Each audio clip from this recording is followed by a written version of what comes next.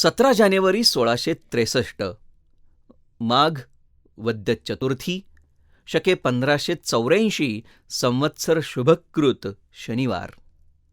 इंग्रज कैद्यांची सुटका. शिवाजी महाराजांना आधीच इंग्रजांच्या धोरणांचा पत्ता होता. व्यापाराआड देशात हातपाय पसरायची नीती शिवरायांना माहीत होती. अशातच महाराज सिद्दी जोहरच्या वेढ्यात अडकले असता महाराजांवर पन्हाळगडावर तोफा डागण्यात रेव्हिंग्टन गिफर्ड हे आघाडीवर होते. त्यामुळे पुढे संधी मिळताच महाराजांनी या हरामखोर इंग्रजांना पकडून कैदेत टाकले.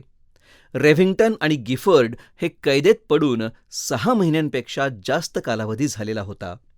मात्र पुढे रेव्हिंग्टन आजारी पडल्यामुळे त्याची काही अटींवर महाराजांनी सुटका केली, पण इतरांना सोडायला मात्र महाराज तयार नव्हते.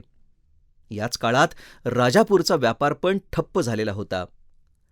सुरतेचा अधिकारी अँड्र्यूजने शेवटी शरणागतीचे बोलणे राहुजी सोमनाथ यांच्याकडे लावून आणि जंजिरेकर सिद्ध्यांविरुद्ध मदतीची तयारी करण्याचे आश्वासन घेऊन आजच्या दिवशी रायगडाहून इंग्रज कैद्यांची सुटका करण्यात आली.